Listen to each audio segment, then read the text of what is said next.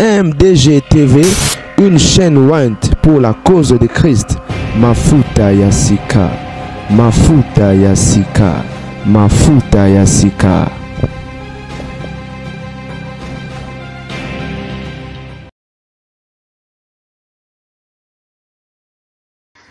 Na pena bezo postenga siko. Na pozo postenga siko. Na pena bezo postenga siko. Ona mwasi nao. Ata yumo upenda. Mibala musomo ngana za ngana bango. Weso mwana de mibala musomo. Uninga kubisa mwasi no ndumba bwe kwa nini? Ata za ndumba tu ngoko bisa ndumba bwe deni. Mwana mobali Mwalo makolo bwanka o talikata mulai. Akwatana umuka posa likata nao. Nana posa balala ngama kasi. Watana kamaradi mawata kulala ngama kasi pena lelo. Nana posa balala ngama kasi. Watana kamaradi mawata kulala ngama kasi pena lelo. Nana posa postenga siko. Na pena bezo postenga siko. Ona mwasi nao. Ata yumo upenda. Mibala musomo ngana za ngana bango. Weso mwana de mibala musomo. Uninga kubisa mwasi no ndumba bwe kwa nini? Ata za ndumba tu ngoko bisa ndumba bwe deni. Mwalo makolo bwanka o talikata mulai. Akwatana umuka posa likata nao.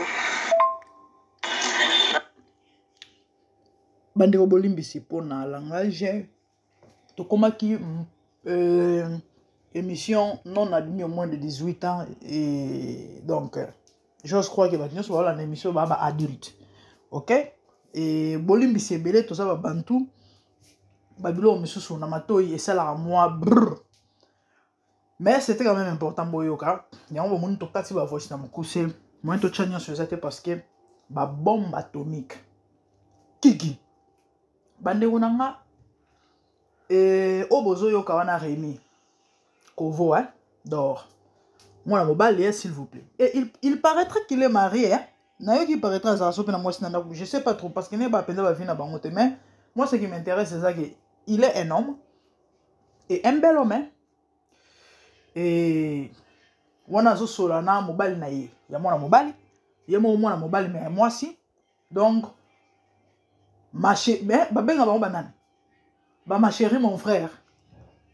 Bah ma chérie mon frère doit venir moi na mobile moi si même aza mobile bande onanga makambo yo ezala raté avant et comme mais à lire réseau kendele ezwa connotation mususu ah oui et ça fait trop mal tant non ba trop mal basi tozo tout là mais mibalo ba sansa ko sa mibali na biso botala na ebité et Nzamba Sunga biso yo kamawa. Bande onanga, lorsque vous voyez tout ça, et le belabine le rote vraiment soloana. Ça ne vous dit rien du tout. Apparemment, c'est comme si, malgré ma benyo soto omona, pour la batu, en tout cas, il y a un mot qu'il y a. Il y a grave, tout est normal, et c'est ça la vie vivant comme ça. Mes frères et sœurs. Avant, mambo ezalati. Biso tato koli, to banda ko yo kaka. Ba pedula ba existaka. Ba lele kutu te yo nga personnellement na yo ba ngana ye mokolo. C'est vrai ezala na ba format mususu. On nous a appris ba blora ba Karine, ndo andezala ki lele. Ezala mibal basi na o Karine nanga ezaki ke ba mana penda o sala ma ambasalite. En tout cas, je me rappelle avoir eu des Karine, surtout mais en tout cas, ça a une ambassadité. Donc, dans ce cas, on a une image que Karine, on appelle ça une ambassadité. Donc, Babylone, on a au moins un biso to yeba ngote to mona ngote. Qui peut nous la toyoka. Mais bando ça la baka très rare. Très rare. Je me rappelle dans un mois la moké makasi. eza na tonton mo bano benga tantine Doudou aza na salon ando sala suki ando sala des fois maman na suki maman abotanga personnellement. En tout cas c'est le seul pédoula on personnellement na yebaka na za mwana moke na kokola nanga tant on a comme plus ou moins entre 12 na 15 ans et ndé rarement to bande ko mona na babar est-ce que ça bino elekela bino so ba oleka na ba quartier ko bo se moquer na bango parce que ça que le mot étrange mais lelo bande ko étrange eza sous-souté nouveau eza sous-souté surtout na ba kinu wana de comment on normaliser il y a de ces quartiers où ils ont reconnu tel que bandalungwa wana donc kuna soko leka okokutana na bango et puis ils assurent bomba matoka basi na basi ba pesa na ba olia na mbanga mibali na mibali et consort bandeko yango na yaki na sala émission pona tuna bandeko na loba na bandeko lorsque vous voyez tout ça et le mieux l'autre ya solo wana donc bino bomo na bino ka que normal c'est le monde donc qui les a bandeko na ngai tout ça la keba na bi ke ba émission bo bato belete balinga pe balandaka mais ceci annonce quelque chose les amis mokili omo comme kende na suka et le rognon se zane bande les na suka le monde prendra fin bolinga te c'est comme ça maman papa après la mort il y a une vie est-il prêt ou encore prête ce qu'on vit après la mort est dépendant de ndengo vivaki na sena mo yo tambola ndeni yo vivre ndeni nani nzambe na yo yo pona makambo si oui tu as besoin de Jésus tu as besoin de la repentance sincère et yana ba twebele bazwa manga ba piège à cause de circonstances pas si réalité moko sala que na chaka mutu bakata après et au changer nango. Mais au côté au kokasuko bimate tu réalises vraiment que non il y a fausse affaire mais on dirait singamo et kangio comme langa appelle-moi le Jésus que je sers va te délivrer mamna loba nana maîtrise dans mon aebi ou encore trouve-toi un homme de Dieu digne ou ana grâce à Nzambe asunga yo Nzambe okangolo na lien wana yana bato belé ba se retrouver dans monde indépendamment de volonté na bango mais ba réaliser que fallait pas mais malheureusement pour eux ba quoi s'en sortir pourquoi parce que c'est un esprit molimo eto saka langage molimo derrière toute chose il y a un esprit pour na bato ba mona okaisa non c'est un esprit c'est toute une réalité spirituelle derrière ça nous bon mona normal un homme naki mobali nyonso nzamba salié un moment bani ko se métamorphoser bamsutu bazalata tanga botami bomona mwa bilembo azala procéder bana kalame il y a de cela abotami normal akoli normal mobali pe mobali azo tourner pas zo loba sans que carrière pendia ki mobali mais un moment bomoni muto bani ko se métamorphoser voix comme on dirait bana basi a commencer ma bana basi et tambole ko bino bomona normal pona bino zaka que non imitation et puis après non c'est un esprit. Et esprit est le kaka langage ya esprit. Mama tio son de ma voix ba kotia que na kama ba mi sapi oyo. Et là tu réalises que tu es une femme il faut balobota. Tu as besoin de la délivrance. Pourquoi? Parce que cet esprit là est même stérilité. Cet esprit là est même célibat. Donc yango moni mi bali ba yaka ba kenda ba kei na bango. Aye atiki akei. Yo mo ebi kwa mwasi malamu. Et tu sens que ozo bato sa nini. Il te faut une délivrance parce que au fond là il porte ça à côté à vandi à boti ma sekena misisa oko déloger te pourquoi parce que mon kangami bakangola kaye mon kangami komi kangola te omoni prisonnier na boloko jamais de lui-même ako bima alobi na bimi boloko te il faut ba ya ko bimisa na bato bazana na autorité likolo na epeli likolo boloko certainement à se faire comprendre ndeko mobali yo ba kote na marambo pona nzala yo ba kote na marambo pona circonstance okeno luka musalo za ina choite ondimi ye ba ko sacrifier bo moto na yo mais yesu ana posana c'est possible que nyonso et nzamba reprendre nyonso na yo à zéro. Je crois que le message est passé. Encore une fois de plus bandeko bolimbi si pona oboyoki mais c'était quand même important to chango nzamba mona bino apambolela ngai bino Abonnez-vous massivement sur MDG TV Mafuta ya Sika. Surtout si c'était votre première fois, activez la cloche pour ne rien rater à chaque fois l'émission Nabiso et Zokota. Moi c'est la grande dame, mais faites large diffusion, partagez. Tant moso obikisa mutu moko azana kati ya makambo yo. Tant ayoka mbela ya Nzambe. Yo peut-être yoki yango te parce que tu n'es pas dans ça. Au monika keno bon maman sali juste émission apesi conseil. Mais mutu mususu ayoka yango o Nzambe azo interpeller akoyoka yango na mongongo mususu. Et ozalo biko pona ye. Yango partager émission parce que zana bato ebele. To vivre na bango. Bino boye barte nzokande si akota makambo mais bino bomona ye mobile normal moi c'est normal nzokanda si akota makambo yaya panza émission oyo Nzamba opambola yo tout le monde ni balasima de bonnes choses à vous, merci, au revoir.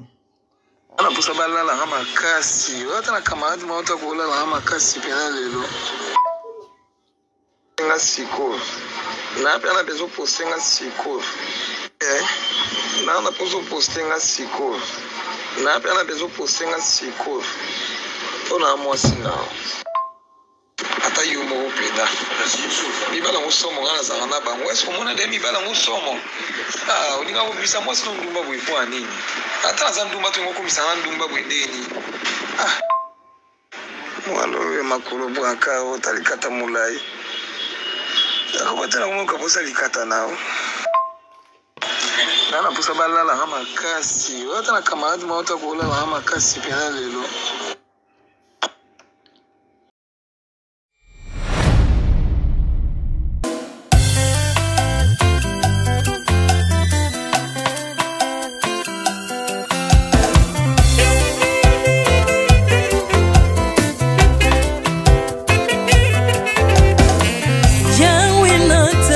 Mokilio yo na monite natangi na histoire ya monde na monite na lukina yemba peut-être osé pour passer Seigneur je n'ai pas pris non plus entendu parler oui ako kalala yo Yesu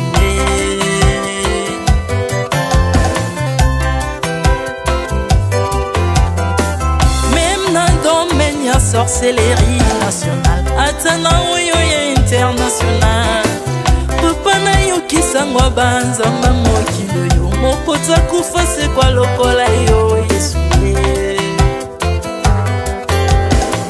Nanya voyage lokola yo Nanya wakoka nino ya Nzambe Uni masomo ya ekusu ponanga Okufa se kwa po yo zali Nzambe Yesu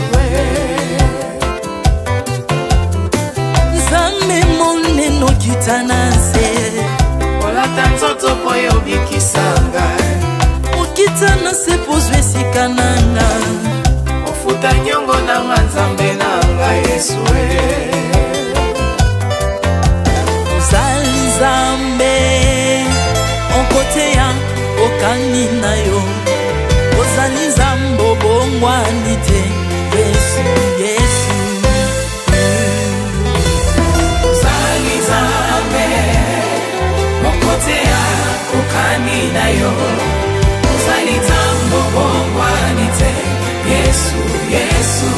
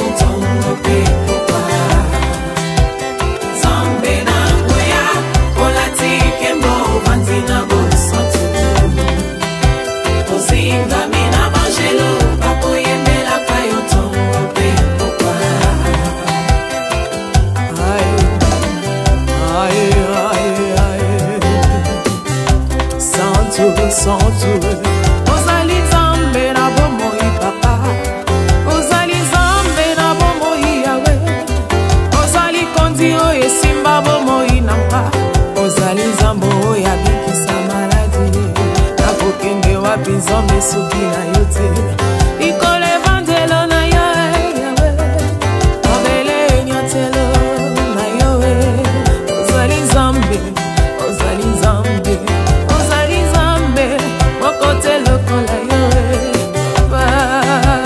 nzambe na ngoya olatike mo vandina bosantu ozinga bina bangelo bakoyemela kayo tongo pe pourquoi Ardemment tu m'as rendu intouchable, ardemment tu m'as rendu invincible.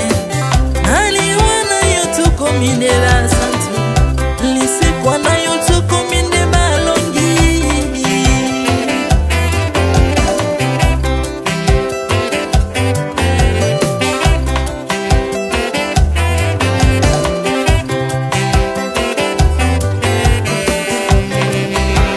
nzambe na ngoya olatike mo vandina bosantu ozinga bina bangelo bakoyemela kayo tongo pe pourquoi nzambe na ngoya olatike mo vandina bosantu ozinga bina bangelo bakoyemela kayo tongo pe pourquoi Autrefois ngai nazalaki bizo ndoki akolianga lolinga lingi, mais par son son na se métamorphosé osimingo sambwe maladi na biso bolingo bebi naza toxique grâce à lui.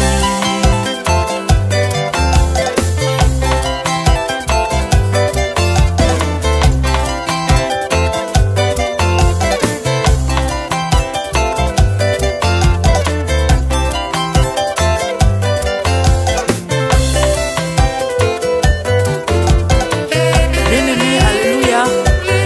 ezali na tata moko azalaki nzambe ntango akufi badeptine balobi keno akosekwa mpo nzambe bakristo mpo asekwa alors mpo bafasilite lisekwa na ye bakunda ye motu libanda mpo ntango akolamuka abimaki na mbala moko me komi nzambe na biso alinga kokambola gloire na moto te lobi nango na ntongo baya kokuta bangulu basepelisa motu ya nzambe na bango yango bien-aimé bato wana bakoma oyo biso dolera ngulu te po milimo mabe ekotaka na ngulu me so bino bolera ngulu te po milimo mabe ekota na ngulu bomelaka mai te po milimo mabe ekotaka na mai yango tokumisa nzambe po akufa asekwa avandi na loboko ya tata mpona kolinga sele mpo na nga na yo jésus